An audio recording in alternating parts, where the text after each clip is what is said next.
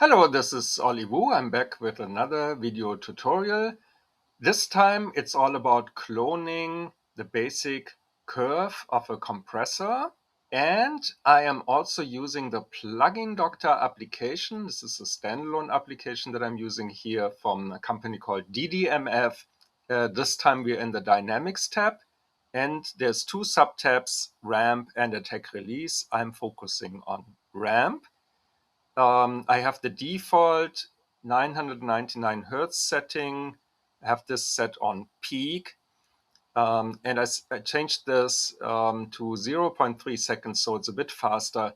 And also changed this to -60, it's shown right here, -60 decibels to 0 decibels. That's the second box. And it's checking in steps of 1 decibel. You can also, if you further need to speed this up, of course, set this to 3 or 6.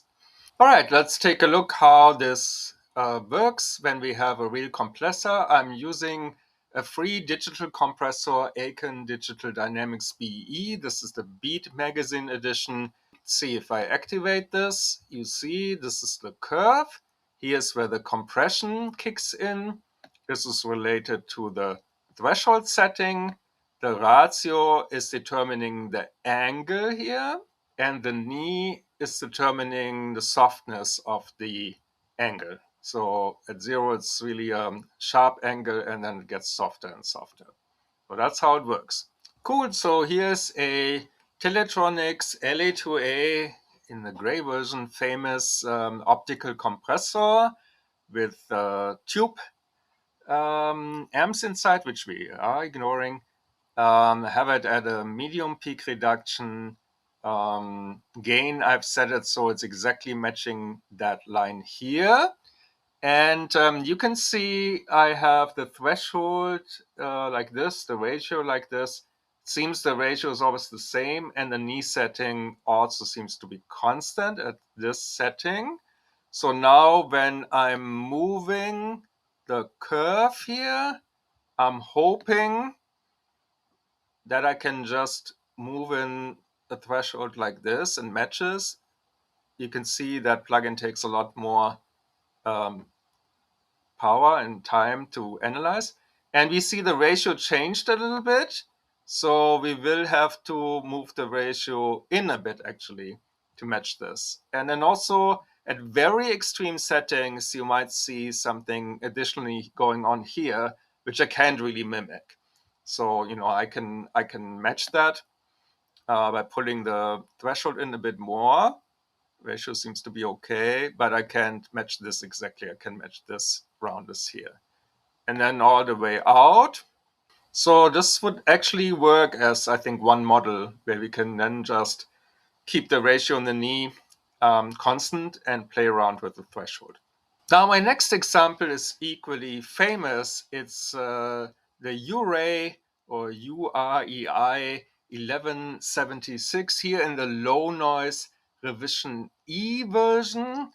And we have it set currently to 4, a ratio of 4.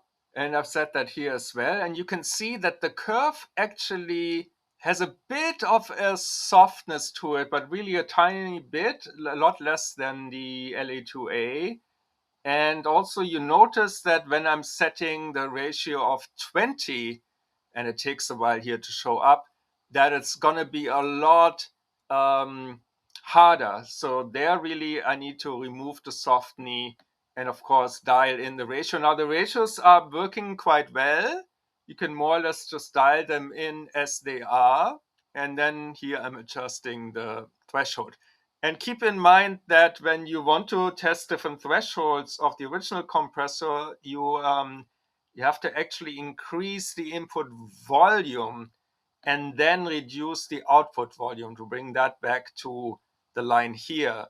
So that's how the threshold works on an 1176. Again, we're ignoring attack and decay, but yeah, compared to the LA2A, we do have ratios.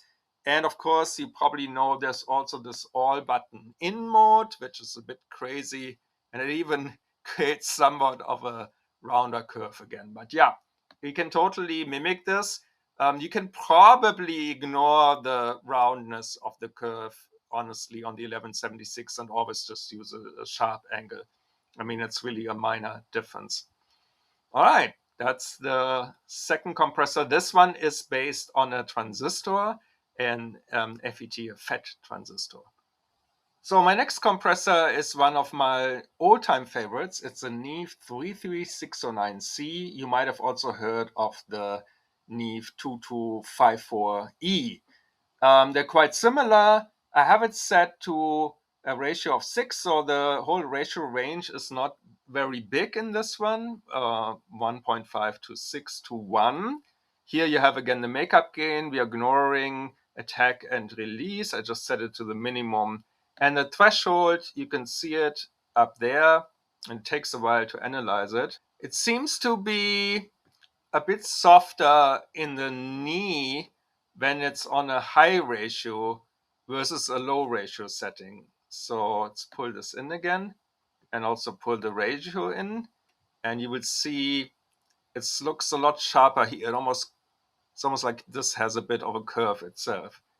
But again, by just setting the basic ratio, I'm getting fairly close. So this was about 1.5. And you're probably getting away again with a rather hard knee setting. But you know, if you want the softer knee, you can also apply the original value I had. And finally, here is one of the most famous compressors of all time, the solid state logic SSL G-bus compressor.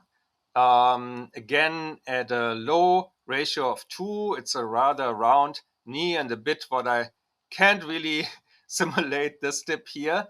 And when you get into a high ratio, you will see that it's again a really hard knee, surprisingly hard, or maybe even more what we expected from a bus compressor.